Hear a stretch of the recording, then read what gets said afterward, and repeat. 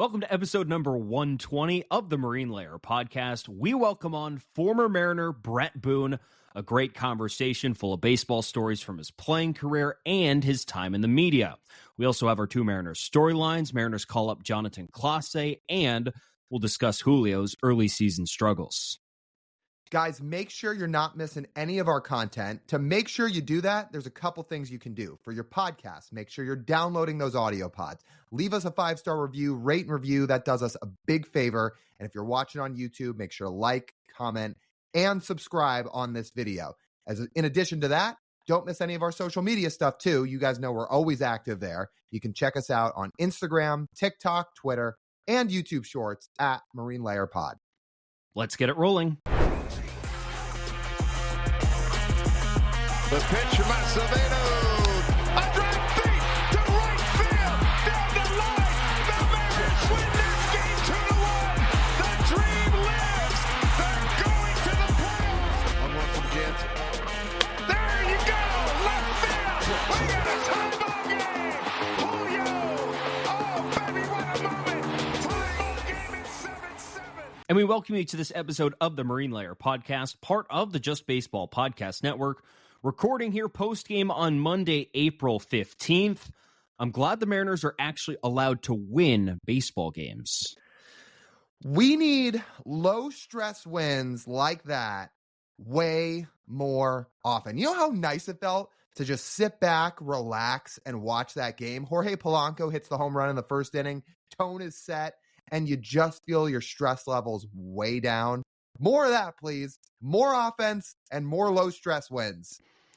Funny how it works. You hit the ball hard, you hit it over the fence, you walk a few times, you chase the starter early, win. Amazing.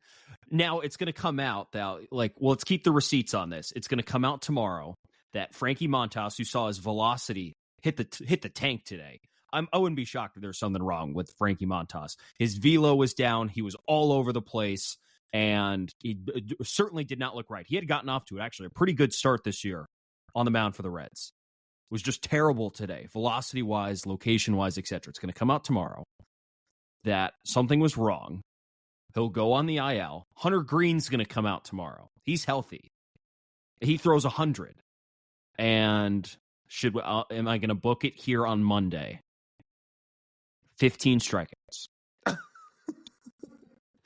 Well, nobody's going to hear this until Wednesday. So everybody listening to this podcast. Right. That's why people will have the receipts. So we're going to know one of two things. Number one, if anything actually was medically wrong with Frankie Montas, because if he's injured, I'm sure we'll know by Wednesday. And number two, what happens with Hunter Green? Here's TJ penciling in 15 strikeouts on Tuesday. Now, I'm actually glad you did that, because now people are going to listen to this on Wednesday as the Mariners win again, and people are going to say, TJ, you moron. Either TJ knows ball or TJ does not know ball. Now, I know many people would lean towards the latter, and they have good reason to. Not always right, but I think Hunter Green will be healthy tomorrow. I'm not convinced Frankie Montas was fully healthy. That didn't quite look right. Yeah, it did look a little funny. The fact it took him 40-plus pitches to get out of the first inning is a little bit of a red flag. Guys have bad innings, but again, he was walking guys left and right, velo down. It just didn't look all that clean. So maybe it truly was a bad outing, but I think we're going to find out. The Mariners kind of needed that, though. They needed to face someone who just didn't have it. And luckily they got it. They did have it, because finally, though, as we've seen here in the past week, even though the offense has scuffled outside of Monday, they've gone a full turn through the rotation, all quality starts. Plus, for a rotation that in their first 12 had first 12 starts had 3 quality starts. Now, this last full time through the rotation, they've gotten a quality start out of every single guy. That's more like it. That's a big help to winning games. It's funny, you sent me the tweet after George exited today. I'm looking at it, it's like, wow, 5 quality starts in a row. I'm sitting there thinking, like, how many of those starts did they win? Not enough of them. But today was a good start.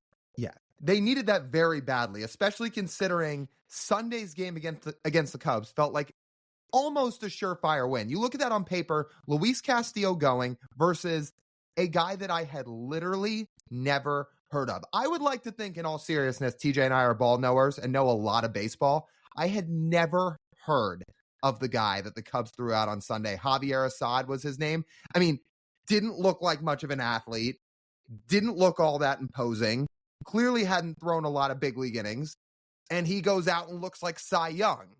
Meanwhile, the Mariners had a bunch of chances to score on Sunday's game. They grounded into double plays. They just could not push runs across. Yeah, you know what? Let's throw Sunday away. I'm going to get my blood pressure back up talking about Sunday's game. So let's focus on Monday. You're right. They needed that win very badly. They needed a comfortable win. And it seemed to be a morale booster just watching the energy in the dugout here on Monday. And we could talk a little bit more about, I would say, the aftermath of Sunday's loss and all that. It'll boil into our second storyline. But before that, if we're speaking about Monday, let's get to our Mariners storylines. Because up first, Jonatan Clase, Mariners number 10 prospect, made his debut here on Monday. Kind of a shocking decision. We're on the live stream yesterday. We hear he's getting the call. Our instant reaction was, really?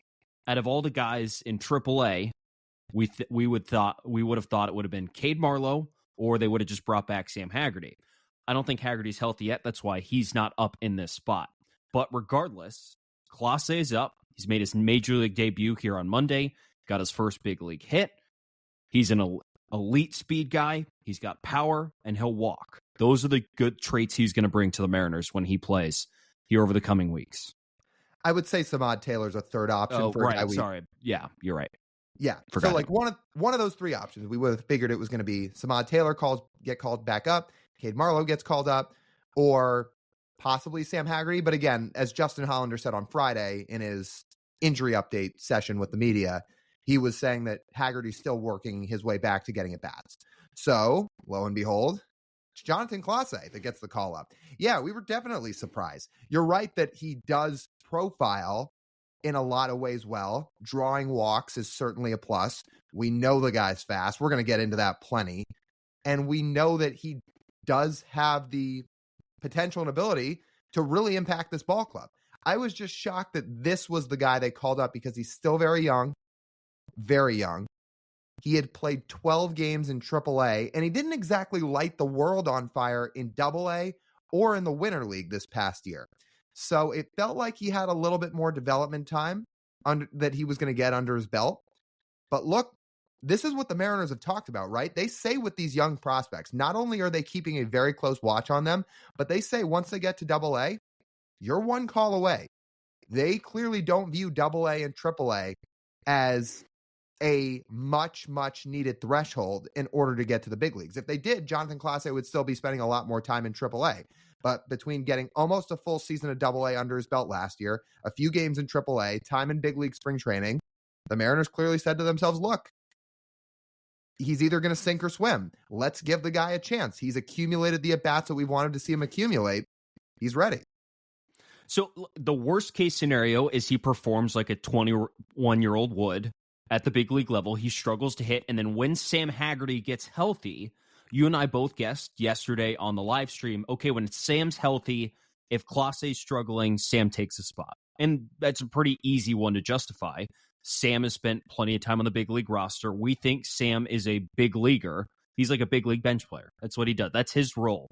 Sam Haggerty would fill the role that they want Clase to have. I mean, so Clase is essentially, they're trying to add some juice, some speed, maybe a little bit. He'll run into one or two, perhaps, if he can get the barrel on the ball. He's got that little bit of power in him.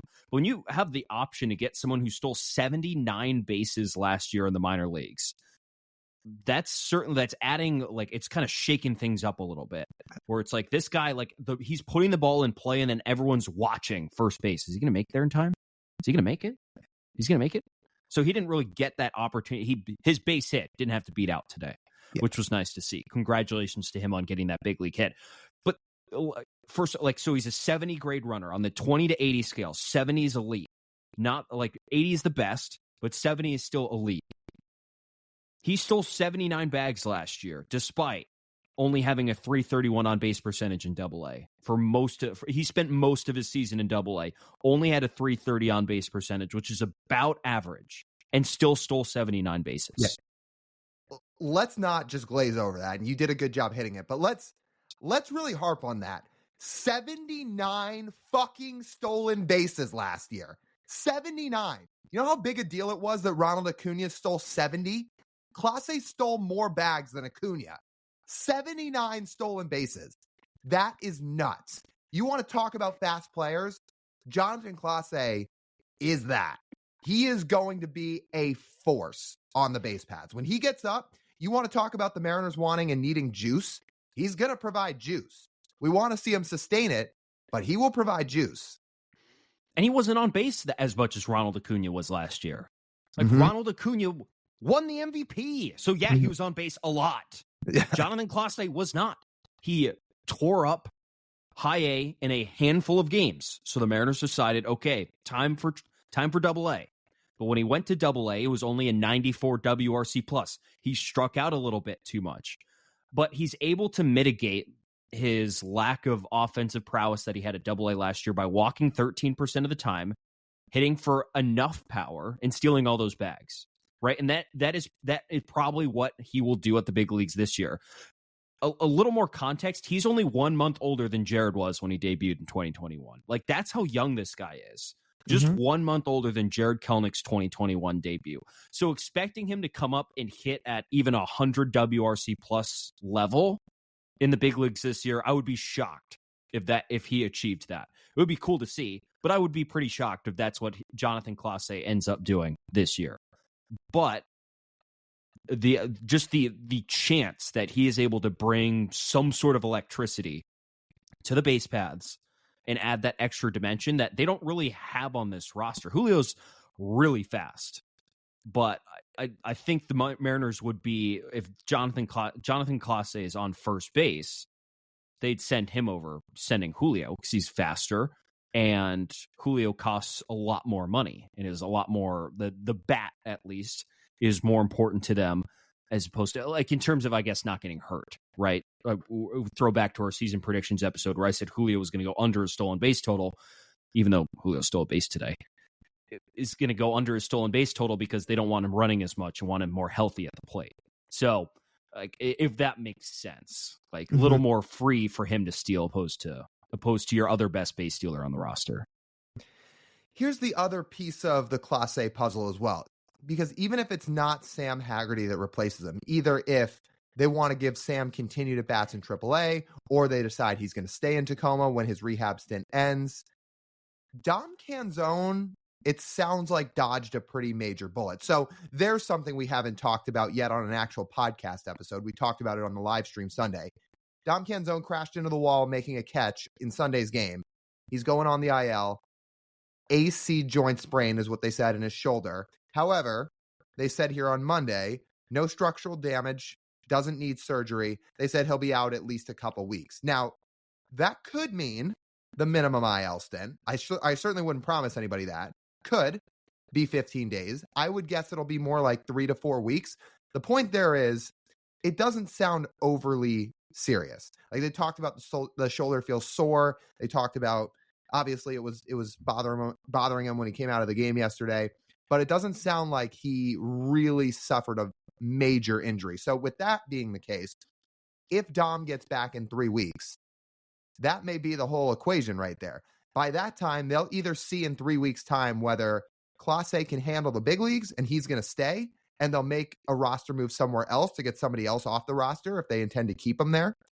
Or if in 3 weeks he shows, look, he's 21 years old, he can do a lot of things well, but we know he still strikes out at a high rate.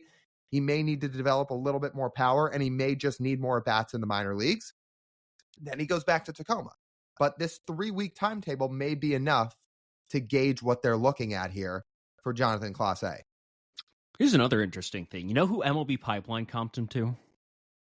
Who? Taylor Trammell. That's interesting. Clase. Yeah. Different builds. Taylor obviously is like a huge human being.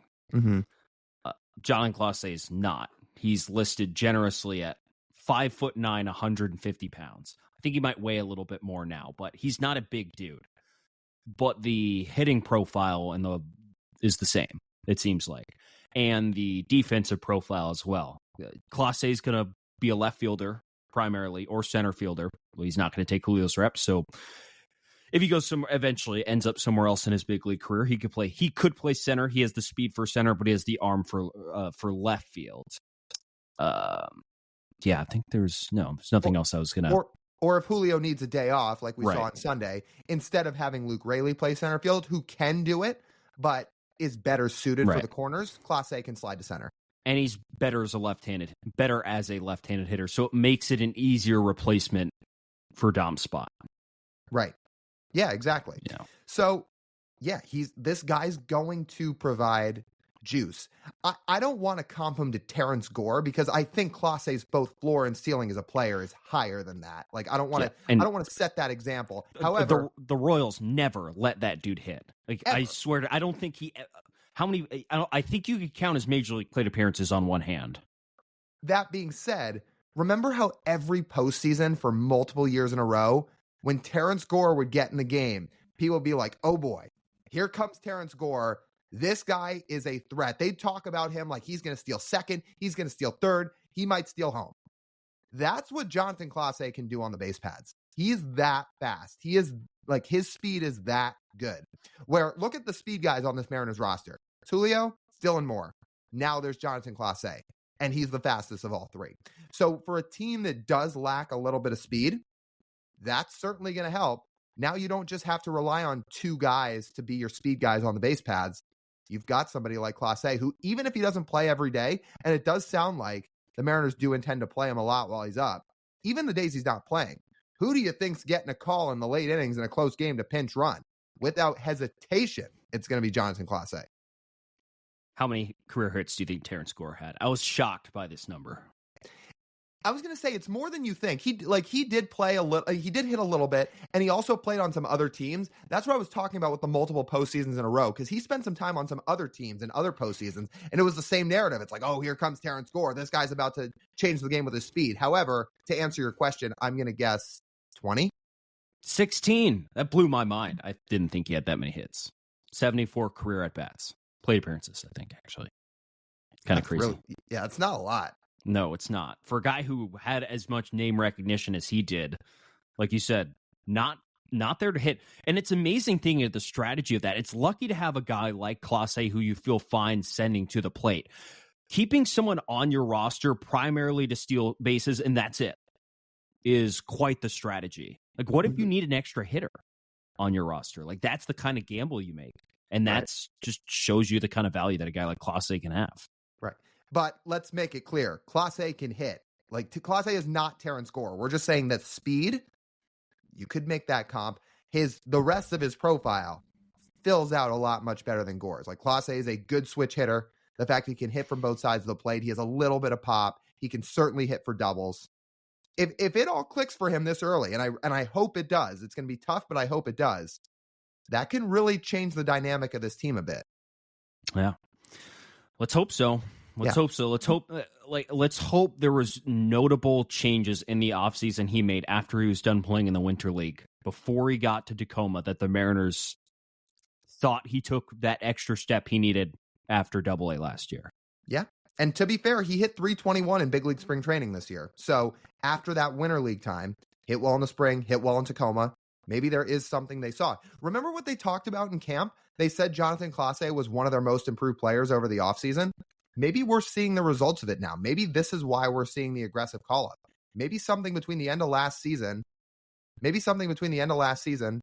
and this season really sparked something. Let's get 100 plate appearances in, and then we can revisit. Yeah, I'm down.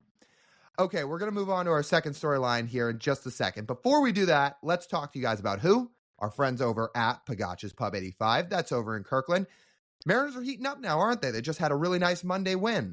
And because of that, you guys want to watch games. I mean, you guys are going to be watching games regardless, but it's more fun to watch when they win. And if you want to do that, go to a fun spot to go watch those games. Head over there. That's Pagach's Pub 85. You can order some great food, some great drinks. You want to play darts while you watch the game. You want to play pool while you watch the game. You can do all that stuff. And if you go during happy hour, get some great drink specials. That includes Monday through Friday happy hours from 2 to 6 p.m., $3 domestic beers, $4 mayonnaise and Blue Moons, $4 Mac and Jacks, $4 Wells, and $4 house wines. All of that is over at Pagaccia's Pub 85 in Kirkland. So our second storyline here, we rode the high with Jonatan Clase. Roller coaster is going to come down a little bit because we do have to talk about the Mariners superstar center fielder Julio Rodriguez, who is not off to the hottest start in the world, to say the least, and it has shown mightily in the first few handfuls of games of the year. Where do we want to start with this? Should I just start that entering Monday, you want some context, 10th worst hitter in baseball, Julio Rodriguez, to start the season. Negative .2 FWAR. Only Mitch Garver on the team has been worse in terms of wins above replacement from Fangraphs. He struck out a third of his plate appearances so far. The hot start that the Mariners needed in April also correlated with Julio Rodriguez also, for the first time in his career, crushing the ball in April. But right now, out of all the Aprils he's had, this one looks like the worst one. It does. The combination of things, the combination of expectations, the combination of hearing how much his approach improved, and how, like, the monumental step we were expecting and still expect here in the coming months from Julio Rodriguez this season, 40 home runs. Why couldn't he hit 50 home runs? This is the kind of talent this guy has. To have him come out and still struggle like this right out of the gate is a little disappointing. And then it all comes to an end on Sunday, where 2.5 weeks into the season, the Mariners have to give Julio a mental day off because he's been so bad. Normally that does not happen until you reach like June, and Julio's in a mid-season slump, and he's played 80 games in a row, and it's like, all right, time to breathe. Time to breathe, man. But it took 2.5 weeks for Julio to get that mental day off. And the day ends with him getting picked off to end the game against the Cubs, and essentially wasted an entire mental day off because he came in the game and made the worst mistake possible. So you can't take time off then. So, man, you can't pick a thing that you could say, yeah, this has been good for Julio in the last 2.5 weeks, besides maybe his defense, but that's really kind of played a backseat to everything else. Where do we dive into this first? You just gave a good intro to it. There's numbers we can dive into here, but before we even do that, I feel like we should just start with, I hate to even throw this idea out there, but is it just the fact that we're going to have to accept he is going to be a slow starter in his career? Is this just going to be how it is? Is it going to be like the way Kyle Seager was, where Seager often started slow in April and then picked it up? Is this who Julio is? I get, like, maybe. He's got a lot of career left. If he rips off the next 10 Aprils after this and is amazing in April, no one's going to remember these Aprils. No one at all. So it's up to Julio to sort of change that narrative. But sure, yeah, we might just have to accept that. And then we might just have to accept that as long as he's playing here on the Mariners, and as long as the team is built to only go as far as Julio goes, we're going to have to just get used to slow starts, right? And it's easy to overreact in April, and it's easy to be down, and it's easy to say, man, this team just doesn't look very good. Flat out. It flat out doesn't. It's easy to make that observation when these are the only games we've had to watch so far this season. Is that something you can get used to? I don't think so. I mean, we sat here preseason and said this team was better than last year's team. And last year's team also stunk in April. Was right about in the same spot right now. But we're sitting here just as frustrated. We're not saying, oh, yeah, the talent will take care of it. No, we're like, no, there is some issues right now. There's certainly some issues. And it's added on with the fact how important this year is, that, like, it just doesn't feel like you can waste games like this. There are no wasting games, right? If the season ends with the Mariners missing the playoffs, I don't even want to even think of what that's going to be like, because it's not going to be pleasant, because there's a lot of things at stake this season. And it all boils back to the fact that this team can only do what Julio does. And if he's going to struggle in April and the team struggles in April, then good luck calming people down.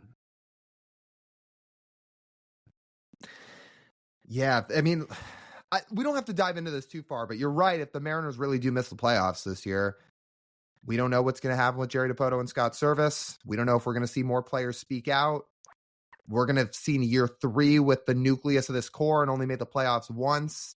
There's going to be some dialogue, obviously, down the road if they really miss the playoffs again. But if we're going to focus here on Julio, because that's who this segment's about, he may just be a slow starter. He is very, very clearly pressing right now. I think he's trying. It's very clear that the offense is struggling. He's trying to will the team's way out of it, and he's probably trying to do too much. Like, is it fair to say he's probably pressing already? That's what it looks like. I mean, he's flailing out at a lot of pitches. Like, let's just talk about tonight. On Monday against the Reds. The Reds' plan to pitch to Julio today was inside. We are going to throw balls either on the inside corner or well in off the plate. And Julio was consistently swinging at pitches a foot inside off the plate. Consistently. And you could hear Blowers is like, he's got to stop swinging at those pitches. Because it's hard to hit the ball hard when the ball is in that far. And it just encapsulates how much he's trying to make good on this slow start by swinging at pitches that maybe look good at start, but then are like breaking way in like a sinker running in on his hands. And it's over and over and over again. And we're waiting for the approach to sort of correct itself and for Julio to step up there and watch more of those pitches and the pitches in off the plate on his hands. Just let him go. It's funny you say that. Sinkers are what have done him in so far.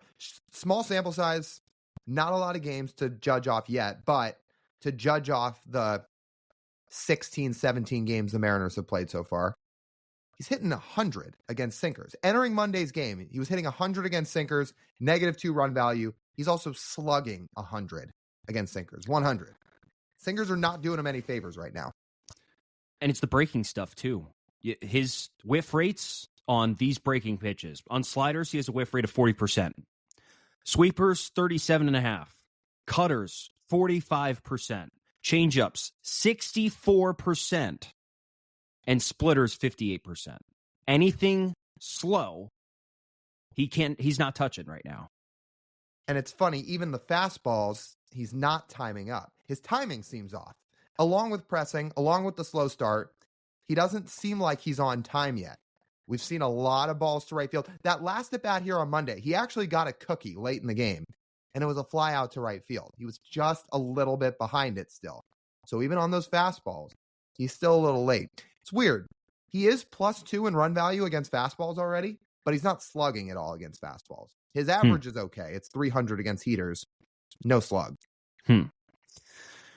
So it could just be as simple as timing. It could be it. It could be as simple as that.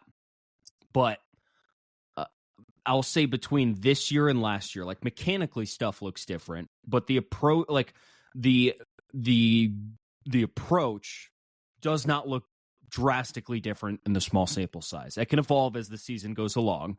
But use the Mike Trout, for example. He used to have a huge problem striking out too much and not walking enough early in his career. And as his career's gone along, his approach has gotten so good. So good. And that's what we hope with Julio, because that's the kind of player he is. It's not quite there yet, because he's still expanding, like you said, chasing, and not quite and not crushing the pitches he should. It would be a lot easier if that one good pitch to hit each at bat Julio was crushing here in the first 2.5 weeks. He's not doing that. The sooner he does that, the sooner this offense can fix itself. It is going to be really hard, as well as Jorge Polanco swinging right now. It's going to be really hard for this offense to be good without him being good. Really, really, really difficult. He has to be the best player on this team. Otherwise, there's going to be a lot of nights like this weekend where there's not a lot of runs scored. It's great that Jorge Polanco's starting to hit. And let's throw that in, by the way. Jorge Polanco here on Monday. Last 7 games, he's OPSing well over 900. Jorge Polanco's locked in right now, which is awesome to see. Mitch Haniger had a great night. That's great to see. But you're right. Julio has to be the guy. I know we're stating the blatantly obvious with that, but he has to be the guy. The JP's going to have to hit better. Mitch Garver's going to have to hit better. Cal's going to have to hit better. But Julio has to be the guy, because we know this team runs through him. And when he goes, you're going to see a lot change. Yeah. So at least the defense has been good. Hasn't let that affect him. The base running mistake on Sunday was bad, but overall, again, in the grand scheme of things, not the end of the world. Just an inopportune time. Even though that was handled, it was handled kind of strange by Scott, but in the end, the game's over. It's already Monday. They've already won another baseball game since then. So I think we can move on from that. I think. I don't think it was that crazy for him to run in that situation. I know we talked about it a little bit on the live stream. Wasn't crazy for him to run, but like avoiding him pinch hitting, but having him run. I know you wanted a fast runner. And again, hindsight too affects this take right now that he's got picked off. If I think people would have rather him just hit in that spot, not in that spot. It would have been, yeah. No, I'm confused. Never mind. Because Cal walked, got on, and they had Julio pinch run for him. If Luke Raley hits the ball in the gap, Cal Raleigh gets stuck at third because obviously he's not going first to home, or probably not, I should say. And then the next guy gets out. People are going to be furious that Julio didn't pinch run. Having your fastest guy out there to pinch run in a one-run game isn't crazy. I think that's more than reasonable. They didn't ask him to play after Dom Canzone got hurt. They didn't ask him to hit throughout the game. They didn't even have him pinch hit late in the game. They just said, hey, just run. I don't think anybody thought he was going to get picked off. It's a pretty reasonable expectation to think, okay, don't let yourself get picked off. And if there's a ball in the gap, you run. Raley gets out. Nothing happens anyway, but he got picked off. Here's the last thing. We addressed this on the podcast, but he also didn't talk to the media after the game. Do you feel like he should have? I've been a little back and forth on this. I don't know how much there is to say. Obviously, he made a mistake getting picked off. I think it speaks for itself that, look, he made a mistake. It wasn't his best moment, and he's going to move on. But there were people that said he should have taken accountability for it. I think I'm one of those people. Like, you're the leader of the team. You have to. You like Cal would. If that was Cal, you think Cal's. I think Cal sits and does that, right? Like, and Julio's going to learn. Like, this is a learning experience for him. Great.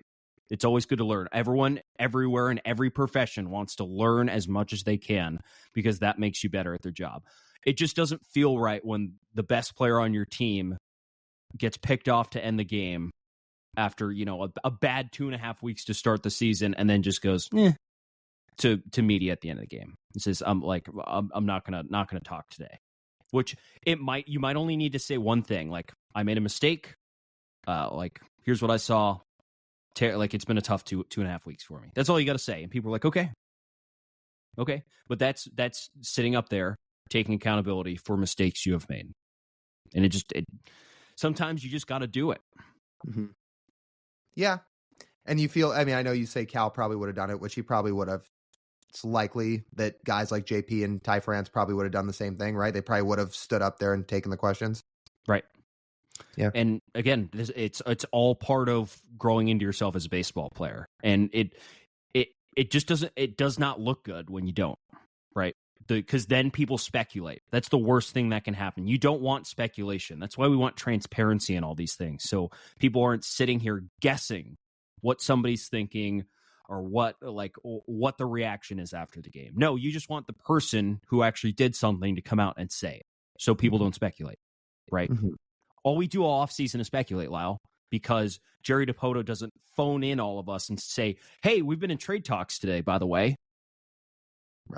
Right. Nor should he, of course. No, he shouldn't. But that was an interesting way to sort of wrap up this pretty terrible 2.5 weeks for Julio. Hopefully, the next 2.5 weeks are significantly better for him. The Mariners really need it, and he really needs it as well. It was cool getting Bret Boone on. What a storyteller. He has made, I think, a pretty seamless transition from the playing field into the media world. He did some television. He's got his podcast now. He's on Odyssey stations throughout the country talking about baseball. He is I didn't realize how good of a storyteller he was. He tells us some really fun stories in this interview from both his playing career and from the time he's now shifted into media.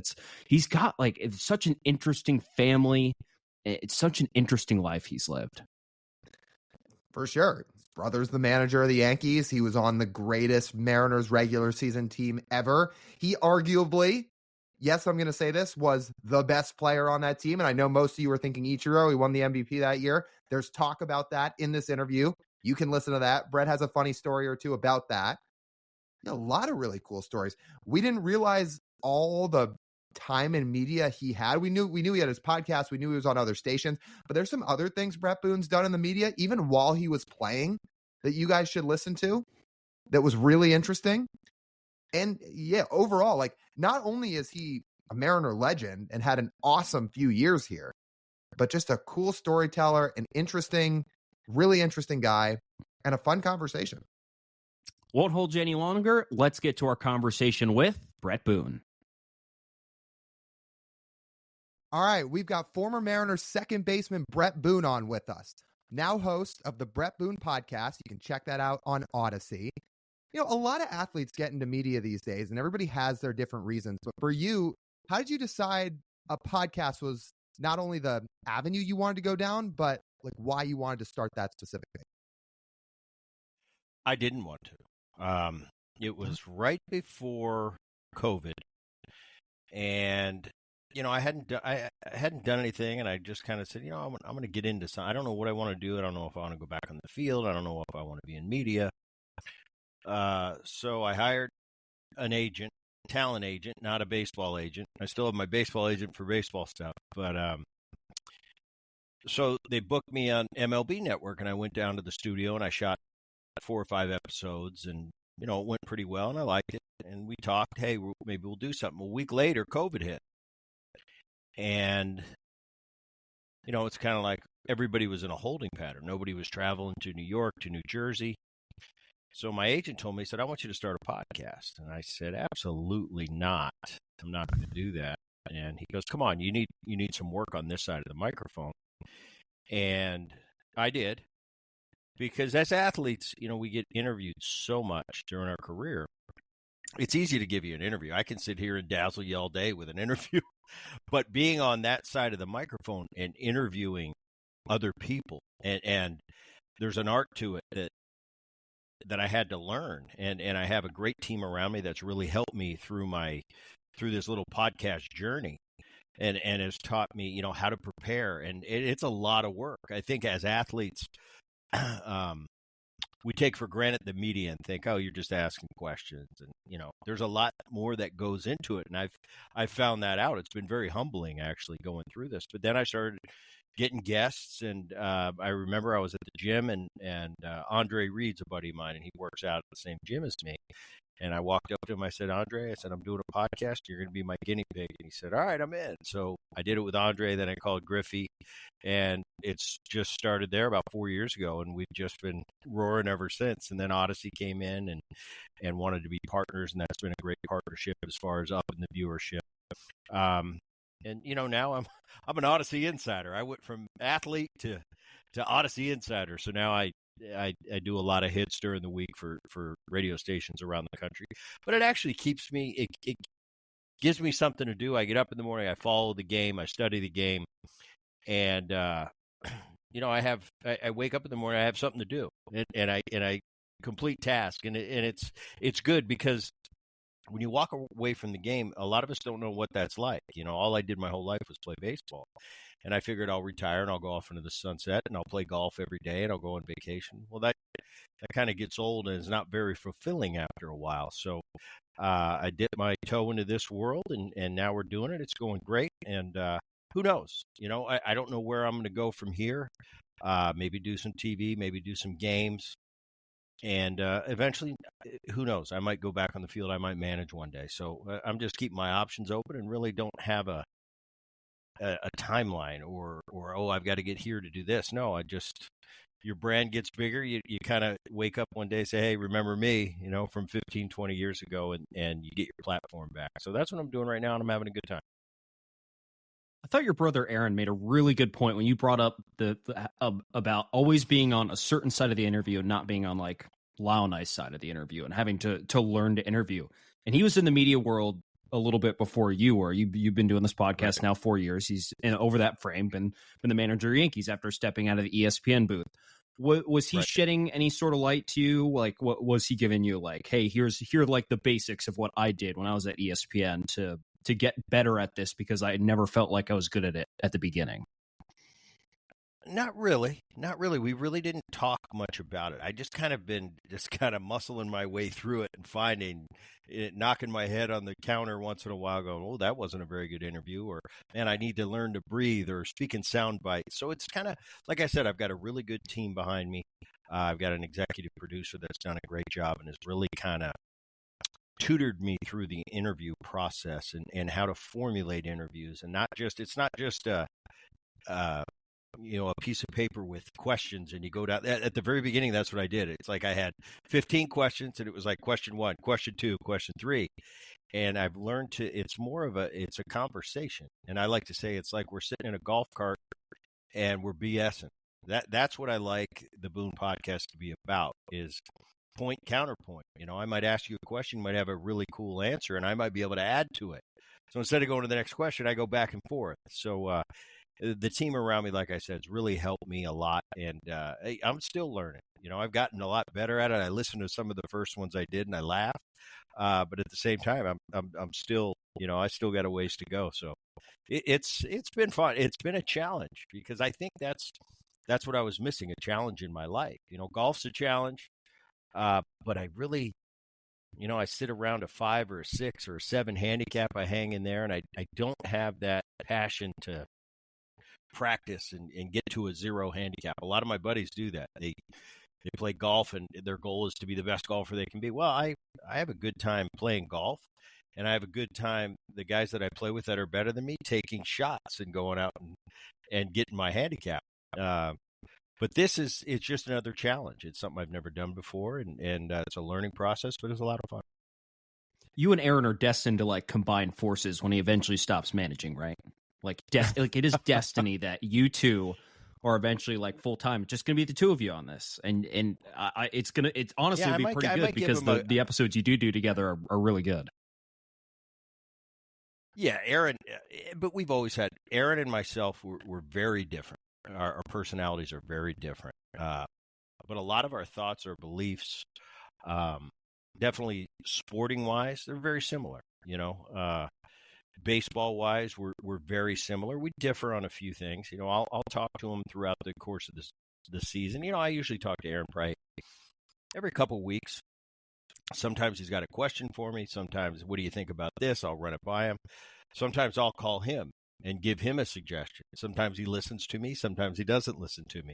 But we banter and get along pretty good in that regard. And we've always had a good relationship growing up. He was always my younger brother. It was never a competitive thing between him and me, because of the age difference. When you're 12 and your little brother's 8, there's really no competition, because there's too much of a gap. And even when we got to I got to the big leagues, he got to the big leagues, I think 6 years after me. We were teammates for a minute. There was no competitiveness there either. It was just a big brother wishing best for a little brother, like I do now. It's I pull for the Yankees. That's tough for me to do, but because I couldn't stand them when I was playing. I respected the heck out of the New York Yankees, but was never a fan. They're the big bad wolf, and now I find myself kind of, I got to kind of pull for him, because I'd love to see Aaron get an opportunity to win a ring one day. I think he's done a wonderful job. It's a tough place, New York. From a media standpoint, you can do no right. If you don't win at all, they want you, executed in the town square, and there's really no win. But I tell them all the time, this is what you signed up for. And if you can win in New York, you'll have the key to that city forever. So I'm a proud big brother, what he's been able to accomplish. I think he's done a great job. I watch that Yankee team really closely. And the last few years, they just decimated with injuries. And when you have a roster and key guys are hurt and have been hurt a lot, you can't win. This is the big leagues. If your big boys aren't healthy, you're going to have a tough time competing and winning and going deep into the postseason. That's what he's run into. But you look at his record overall, I think he's won 100 games 3 of the years he's been managing there. And I'm really proud of him. I think he's done a great job. Bret, if you were to call Aaron up on the phone one day, because you said you guys talk pretty regularly, and you said, I looked at the lineup you put out last night. I have some critiques. How would Aaron react to you saying that on the phone? He would say, "What do you think? What do you think would be better?" And I'd tell him, and he'd go, "Why?" And I'd tell him why. He might say, "I like that," and he maybe switch the lineup. Or he might say, "No, I don't like it because of this, this, and this, and our data tells us this, this, and this." I don't have access to the internal data that they have. Not really a big data guy. My generation weren't data guys. Now, currently, if I was on the field capacity, I would definitely make that a part of my game plan, because I think you're foolish if you don't embrace technology and everything we have today at our fingertips. I think you're a fool if you don't use it. I hear the guys that have been retired 15, 20, 25 years, "Oh, no, there's too much data and we did it our way." Well, I think that's foolish. I think you have to move on with the times. I think you have to take what's in front of you. I'm envious in a lot of ways of this generation and the knowledge they have in a tablet. I mean, I was one of those guys. I wanted as much intel as I could have. I'll intake it, use what I think I can use to better my game and go forward. Today, wow. I could get into before a series. I could have gone through every single pitcher in that rotation, everybody in the bullpen, and play it on a loop and sit in my room all night. And now I've got their last outing 2 weeks ago, their last start, and how they pitch certain guys that match up well with my skill set. And that would be really cool. I'm very envious of that. But no, that's long story short, that's how the question would go. And that's how the answer would go. And he might use it and he might not. Is there anything specific you wish you had? Like there's one piece of technology or like one area of statistics that you thought would have really helped you when you were playing? No, I was a visual guy. I loved, when I was playing, we were, you'd put the DVD in, and let's say we're playing pick a team. We're playing the Yankees and Clemens is pitching tonight, and I've got to face him. Well, what I want is Clemens, his last outing, which was 5 days ago, and then I want the last time I faced Roger. And I would play that, and I would watch all my at-bats and usually I remembered all that, but it's good to put vision to it. Is he, I might not have faced him since the previous year. Is he doing anything different this year? Is he coming up with a different pitch? Is he doing things that he normally doesn't do? So I have that as a visual. So now I formulate my plan before the game. And I got to a point in my career where I completely had a plan formulated before the game started.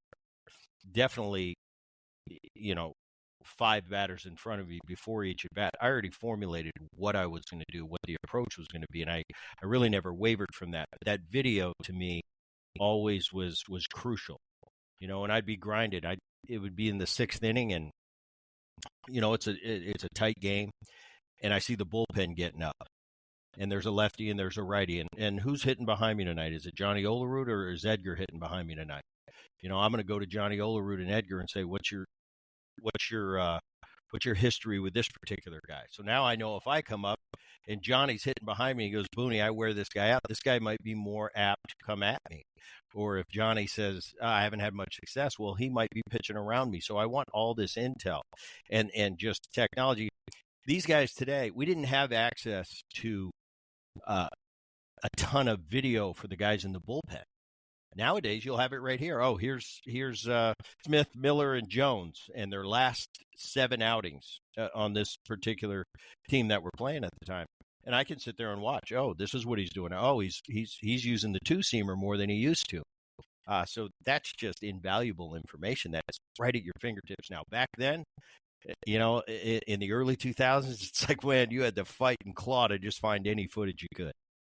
Well, we're still on the topic of Aaron a little bit and the two of you.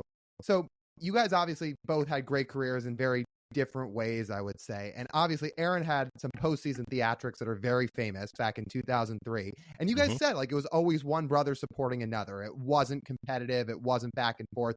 So when he hit that home run, right, I've always been curious, where were you when he hit it? How'd you react?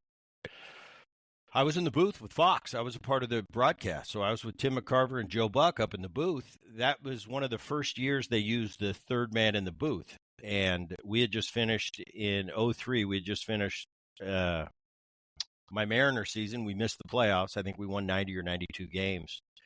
And I remember Fox calling me, wanting me to be in the booth as the third man. And I said, no, absolutely not. I don't want to do it. I just had a long year. I was a little disappointed we didn't make the postseason.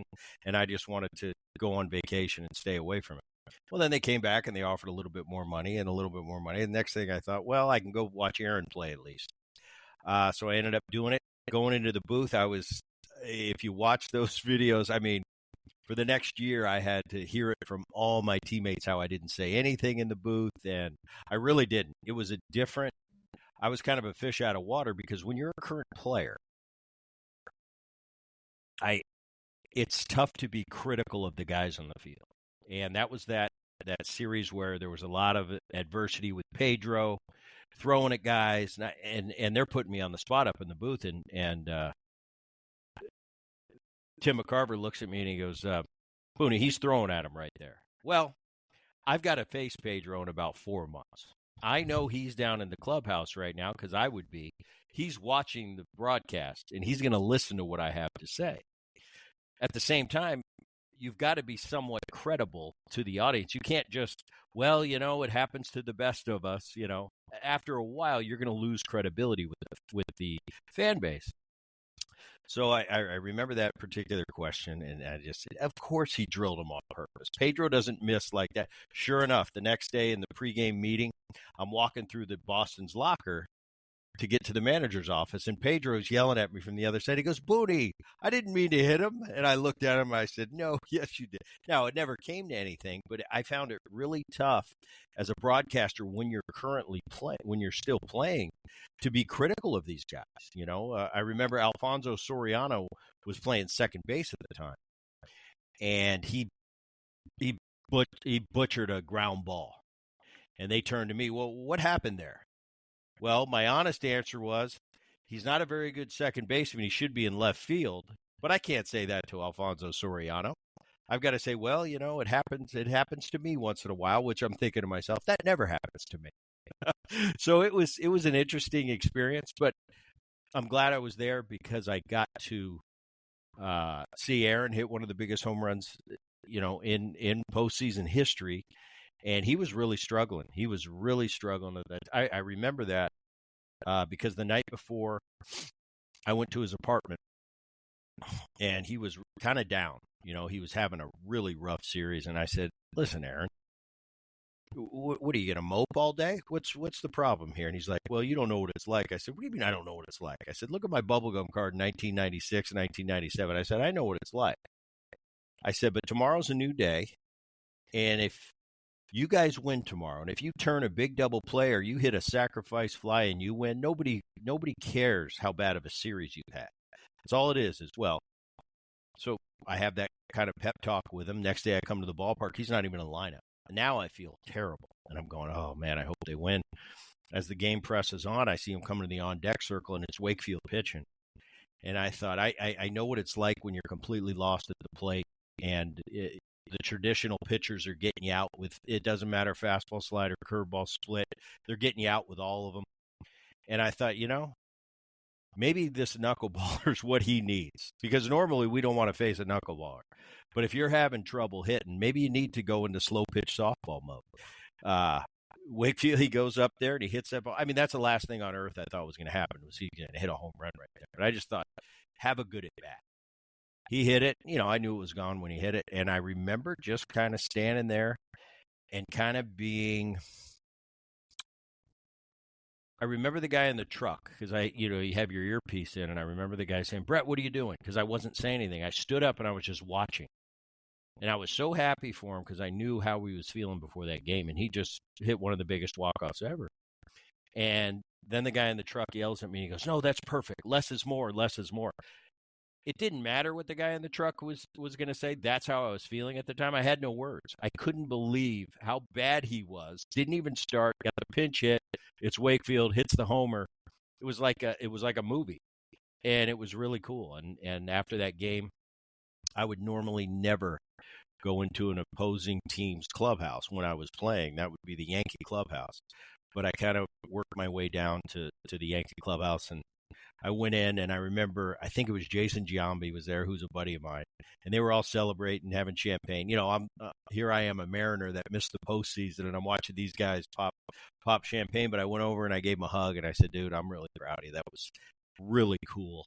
And then I scurried out of that clubhouse because I'm like, I don't want to watch this because, you know, I'm jealous because I thought our Mariner team should be doing that. What is it like getting to work with Joe Buck? Yeah, I don't know. It was okay. It was fine. I think Joe's a pro. Okay. But, you know, I almost felt like, and I think some of it is our fault as current athletes. I went into that booth and I really didn't take it serious. You know, it's just like, Fox paid me to be here. I'm here to watch a game, maybe comment once in a while.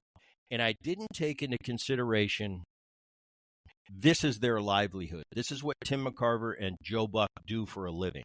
This is very important to them. I'm still a player in my prime that happens to be a guest in their booth, but I'm still Bret Boone, the star player from Seattle. And if I could take something back, I would have taken that in consideration a little bit more, because it was kind of like, oh, I'm on vacation and yeah, I'm forced to be here. Not taking it into consideration, this is what these guys do for a living and this is how they earn a living. And I'm in there, you know, I'm a guest in their booth, whereas I was just more on vacation in there. So there wasn't I don't know, me and Buck, we're all right. We're cool. But yeah, it was fine. You know, Timmy McCarver is a guy that I grew up with.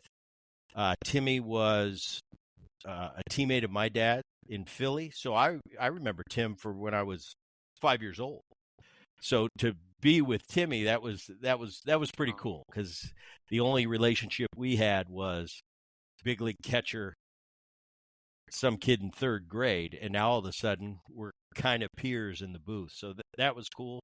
But to this day, it was something like, I wish I'd have prepared a little bit more for that and not just kind of been aloof. But I think that's part of being young and part of being in your element. I watch players today and you know, when a player behaves a certain way, you know, the tendency is to go, how could he be like that, you know? But I'm at a point in my life where I look back and go, hey, I was a kid one time. I was young. I did stupid things that I'd probably be criticizing myself for. So I give the young players today, I give them a lot of leeway. Like, we're all kids. We're all knuckleheads when we're young. And one day we get a little bit older and we look back at our young self and go, what was I thinking? You know, so I'm not very critical of the players and some of the behaviors I see. I said, that's just kids being kids. And we were all one at one point. I was, and I definitely had my share of knucklehead moments. Were you ever mesmerized by the amount of notes that Joe Buck had in the booth with him? Like, I don't know how closely you looked, but just as two people who have done. Yeah. It was unbelievable. No, both of them. Timmy too, McCarver. I'd get to the booth and Joe would say, all right, Bret, here's what we got. I need you to do an opening, and you're going to talk about the keys to the game. I'd get to the booth like 5 minutes before we go on TV. So I'm just kind of, hey, what's going on? You know, I show up. These guys are sitting there. They got their notes. I mean, they got their highlighters, and it was unbelievable the amount of notes. And that's what I say. Now I understand. You know, for the simplest interview, I have my notes all over my desk. And the thing about taking notes is that really I don't refer to them too often, because that's a part of the process for me. Writing it down, it goes into my mind, but I have to physically put pen to paper to do it. These guys had an excessive amounts, footnotes, just odds and ends. But really, you know, that's what pros do. And you look at Joe Buck, the career he's had.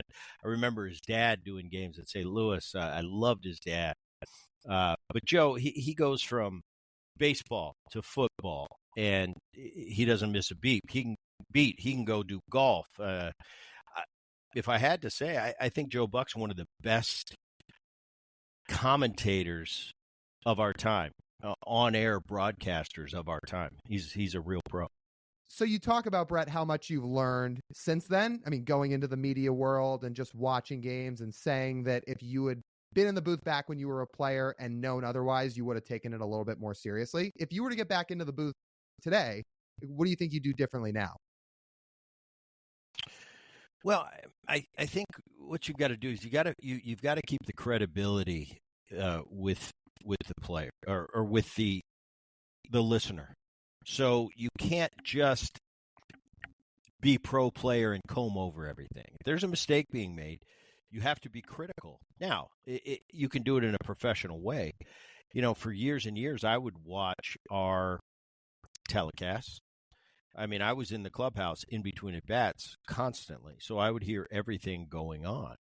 And if I wasn't, if I was struggling or I wasn't playing well, say that week, and they were a little critical of me, that was fine. I just said, be critical. That's part of my job. They pay me a lot of money to, if you're not doing your job, you're going to hear about it. And I had no problem with that. Just do it in a professional manner. So that's all I would do is bring the game to you, criticize when I need to criticize, but do it in a professional way, not in a I'm a jerk way, get off my lawn type. Oh, back when I played, no, none of that. It's just the game is hard. I know that, especially at this level. And that's the thing I have now is I've got a little bit of experience under my belt of not only baseball but life. So, and I do realize, I'm still in tune with the modern day player. So I realize how tough it is. It's not too long ago that I was sitting in my room looking at the ceiling thinking, how come I can't get a hit? So I'm very aware of that when I watch a game, and people are being critical of people today on, that guy can't hit or he stinks. I said, listen, wait a minute. What are we talking about here?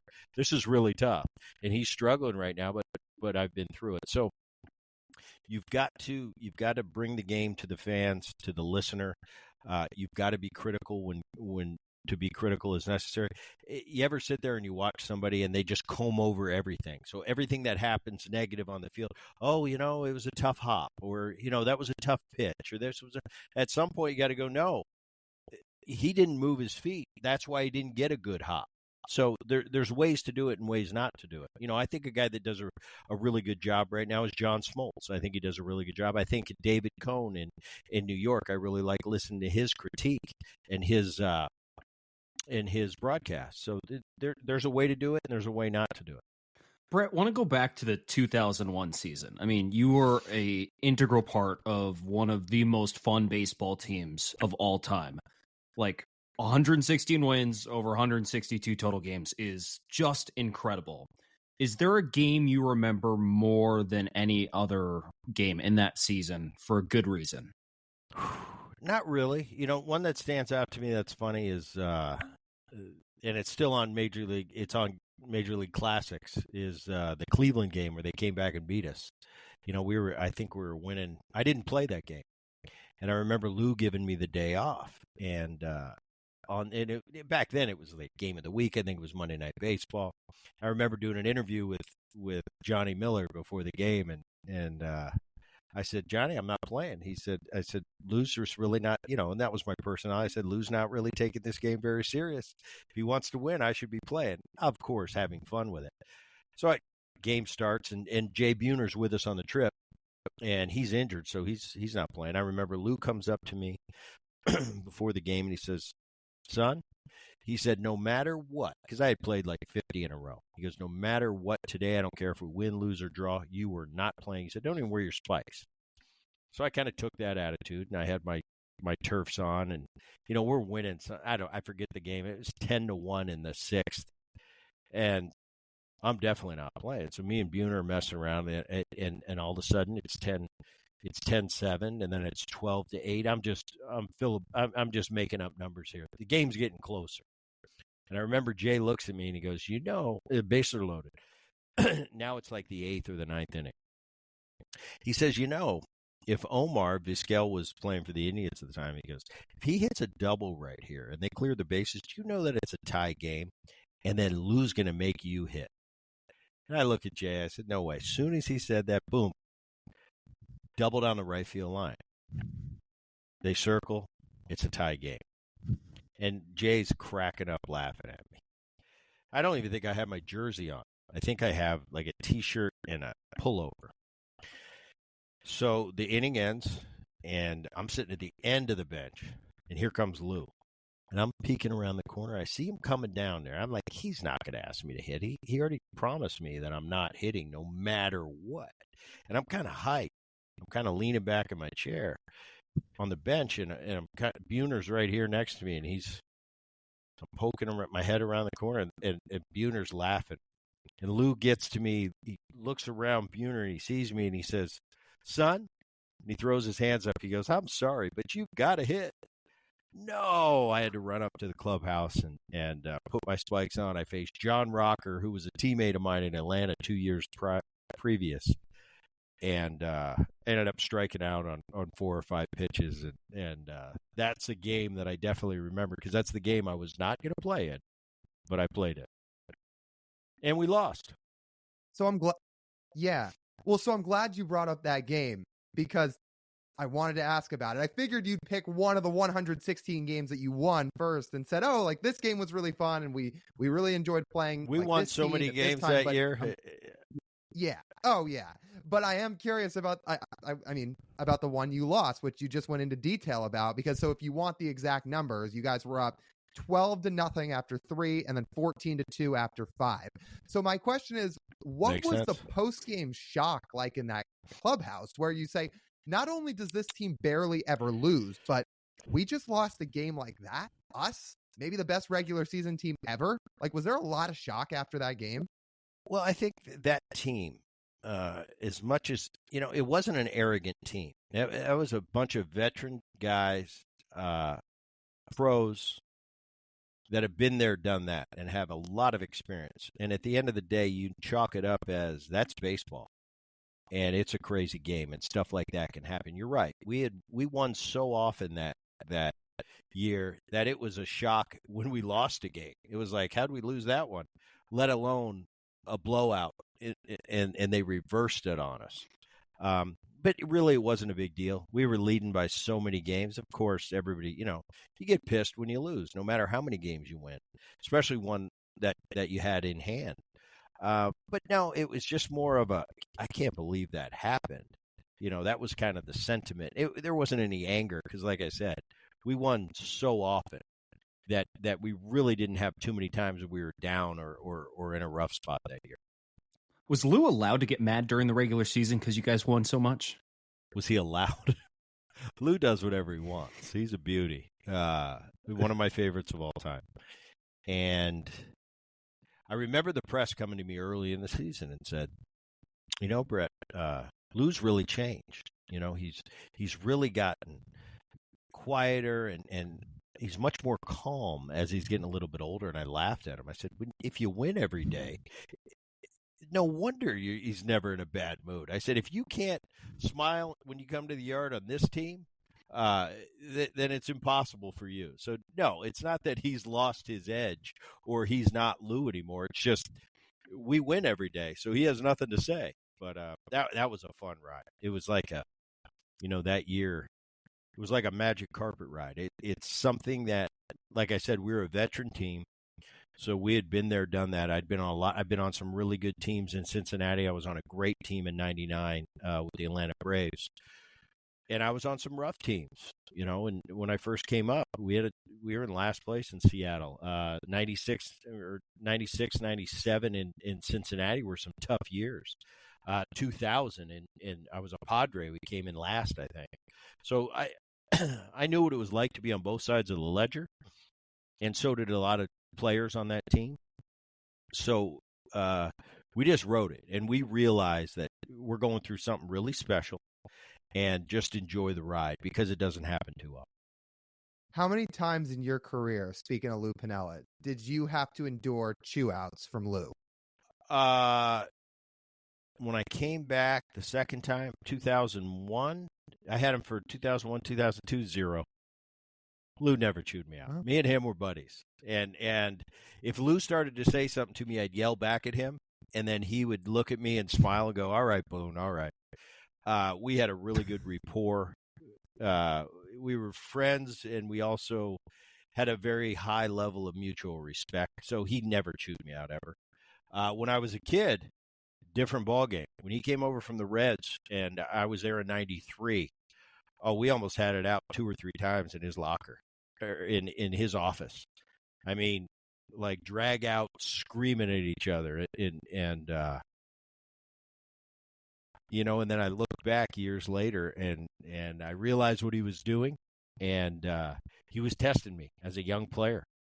And I got to a point where he was hard on me as a young player, and I would fight back. I was stubborn, and Lou would send me down, and then he'd call me up, and then he'd send me down, and we'd be drag out fights in his locker, not physical, but shouting matches. And we did a lot when I was a young player. But I'll tell you, I went to Cincinnati. He traded me to Cincinnati, and the first guy. When I was available to come back to Seattle, the reason I came back to Seattle was because of Lou, because he wanted me that much to come back. So, yeah.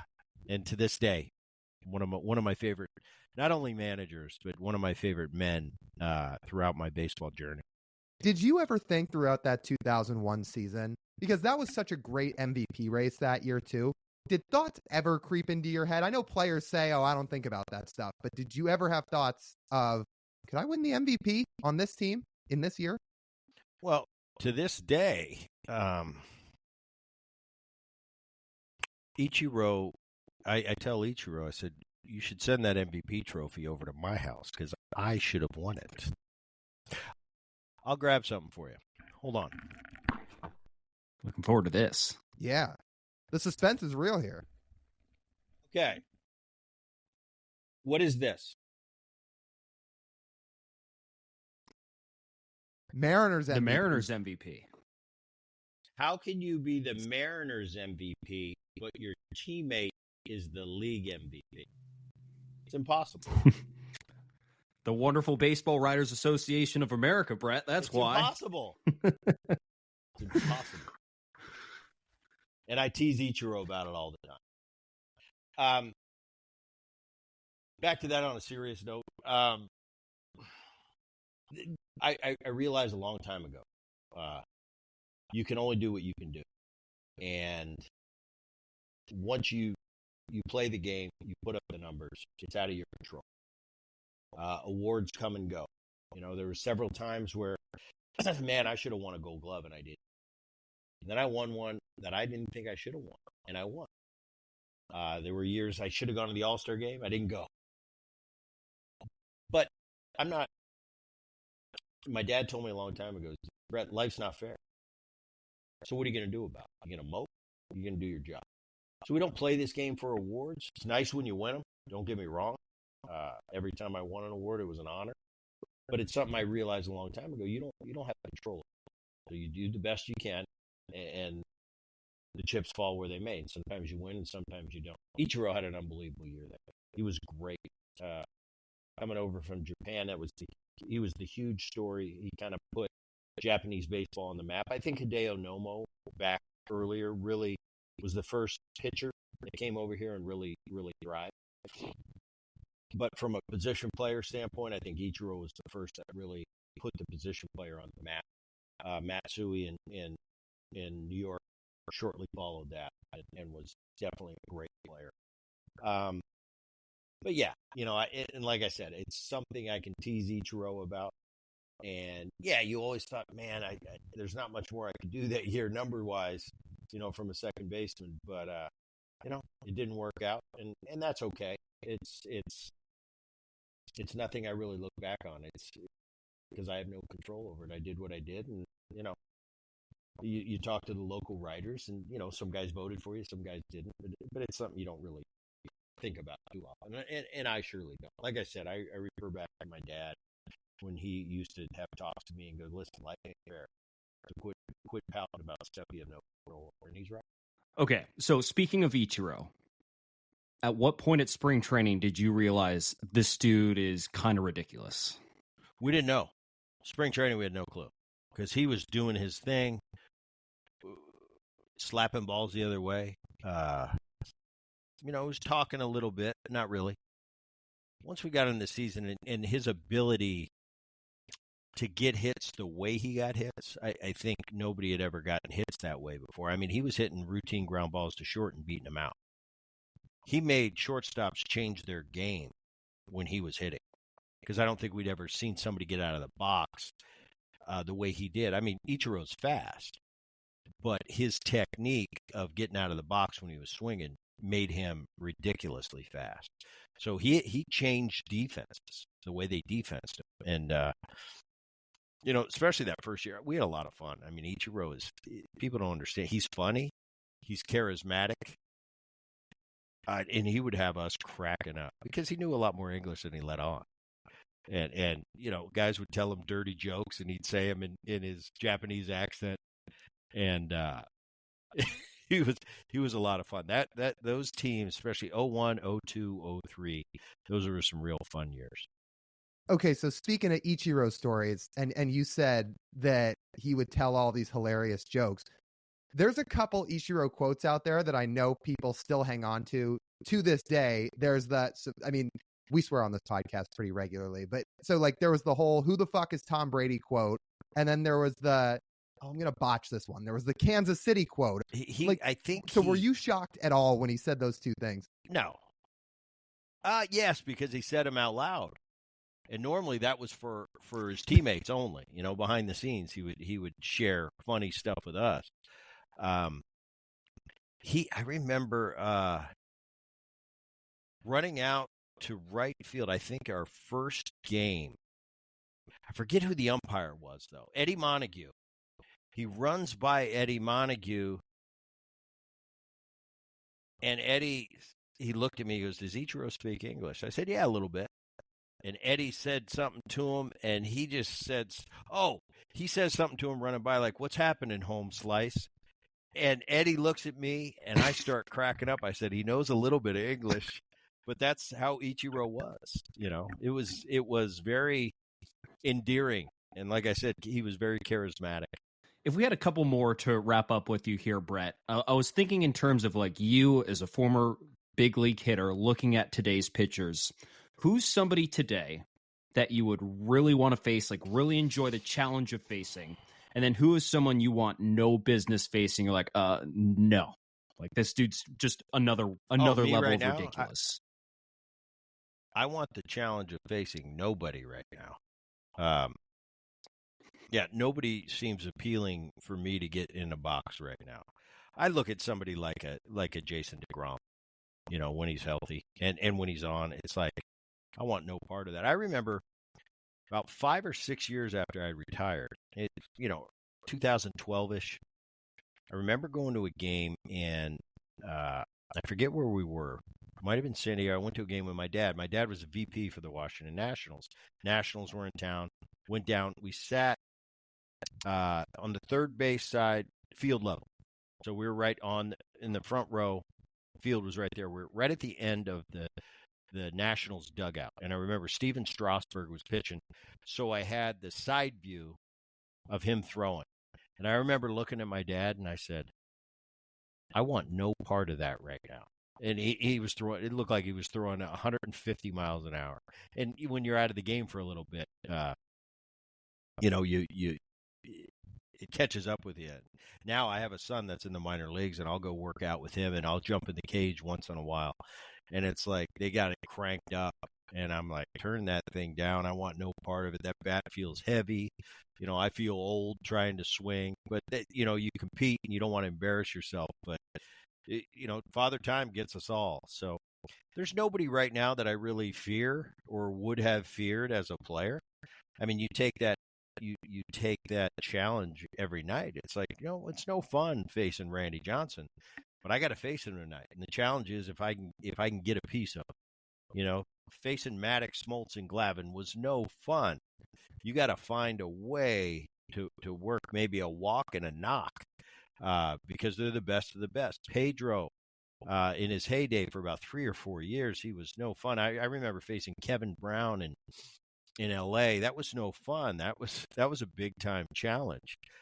Clemens, was tough. Schilling late in his career with his split finger. It's like, man, I couldn't see that thing. And then there's guys you had a lot of success off of, and you didn't know why. There was no rhyme or reason to it. But now, I sit here as a 54-year-old and say, yeah, absolutely, I want to face nobody, but nobody would scare me. It's like, it doesn't bother me. But I watch DeGrom when he's on, and it's like different level, just 100 hitting his spots. That's what it's all about. I mean, you can throw as hard as you want. It doesn't matter. Velocity really doesn't matter. It's how do you pitch? It's how do you pitch? Yeah, if you can hit the corners and you're 100, it's going to be tougher than hitting the corners if you're 95. But it is what it is today. I think since I retired, it's probably up a tick and a half as far as miles per hour. And I think the main reason for that uptick is they groom players now to be bullpen guys, where in my day, the bullpen was kind of the guys that weren't good enough to start. Now, all of a sudden, you're drafted as a reliever, and you train for one inning to throw as hard as you can. So it's a different game now. It's a different game. My day is, and I referenced the Maddox, Smoltz, Glavine thing. We go to Atlanta, and our pregame was, let's find a way to knock these guys out of the game and get in their bullpen. Well, nowadays, sometimes it's going, wait a minute. Some of these power bullpens, it's like, let's beat up on the starter for a while because we don't want to get into that bullpen. So the game's changed a little bit. There's a lot of resources and monies that go into the bullpen, whereas in my day, it didn't. So the game has changed a little bit. But at the end of the day, a strike's a strike, a ball's a ball. And I talked to my son. He's in the minor leagues, and everybody's throwing 95 there. Well, everybody when I was in the minor leagues wasn't throwing 95. They were throwing 93. So there's a difference. But I said, this is what you grew up on. Life goes on. When my dad played, they didn't throw as hard as we did. When my grandfather in the 50s was playing, they didn't throw as hard as my dad's generation. And in 2050, these players today are going to be talking about Jason DeGrom. There might be 5 Jason DeGroms in 2050. So life goes on. Technology goes on. It's human development. I think you see in all the top sports getting bigger, stronger, faster. And I think as time goes on and you have more things at your fingertips, training techniques and dietary way you live your life, sport is always going to get better and better. If it got worse, I'd be worried about what they were doing. And I laugh at older players say, we were better then. Well, no, you weren't. The athlete today is better than the athlete when I came into the game. And 30 years from now, the athlete then is going to be better than the athlete now. It's just human development. If I had one last question for you, Bret, the Mariners are starting to do these commercials again. They've started to do it with the current group of guys. They've started to post them on social media. I started to reminisce all the way back to when you were playing and they did the commercials with your team back in the early 2000s. And there's one that always stuck out to me that you did. And it was that one where ball bounces under the second baseman's glove. You're standing at second base. And it ties back to the Soriano story you were telling back when you were on the air. Yeah, I think it was 04. And you say to him, hey, don't worry about it. Like you're like people make errors all the time. And the guy says, oh, even you said, well, not me, but guys like you. Oh, it's common. It happens regularly. Yeah. So roundabout way of saying, did you enjoy filming those? Oh, I loved it. Kevin Martinez to this day is in charge of doing those commercials. And I had a great time doing it every year. It was a similar crew. The same guy would shoot and direct them. Kevin Martinez would put them all together. And I'd go in and kind of rewrite the script. And it was funny. I mean, because we'd go in there and they'd always let me put my little touch onto it. And I'd say, I think it'd be funnier if I did this. So they worked with me. I had one where we did the bat flip and I was flipping everything. That was fun. I did one with Jay Buhner. And it was Buhner Buzzhead night or something. That was a lot of fun. That was a long night. We had a few beers back then. And then there was the one you're talking about, which is still my favorite because it was so what I would say back then. I of course, I would say it in a kidding manner, but my teammates would expect me to have that kind of cocky edge. And my persona when I was in Seattle, I had the reputation of being that brash, but it was more of a shtick. It was what I did. It was what everybody expected me to do. I didn't take myself too serious. I had a lot of fun with it. I had the frosted hair back then. And my answer to everybody was, the city expects me to have frosted hair, so that's why I do it every 3 weeks. But that was just part of being young and fun and having a good time with my teammates. Well, Bret, this has been awesome. We have had a blast sitting here and talking with you. We love hearing all the stories about your time as a player, certainly about you doing the podcast and kind of making your way into the media field. And yeah, we've really enjoyed doing this. Hopefully we get the chance to do it again sometime soon. You got it, guys. Thanks for having me. Really fun conversation with Bret Boone. We hope you guys enjoyed that. Like TJ said before the interview, fun storyteller, has a bunch of talking points. Obviously a really interesting baseball career, both during his playing time and now after his playing time. So hopefully you guys got to learn a lot more about him. We certainly had a blast talking to him. With that, that'll just about wrap up this edition of the Marine Layer podcast. You guys know the drill. If you want to listen to the full form pod, you can do so wherever you get your audio podcast. Make sure to download those episodes, guys. Leave us that 5-star review, leave a written review. All of it helps. And if you're watching on YouTube, make sure to like, comment, and subscribe. And then make sure to check us out on social media. We're on Instagram, TikTok, Twitter, and YouTube Shorts at Marine Layer Pod. That's TJ. I'm Lyle. As always, we thank you guys for tuning in. We'll talk to you soon.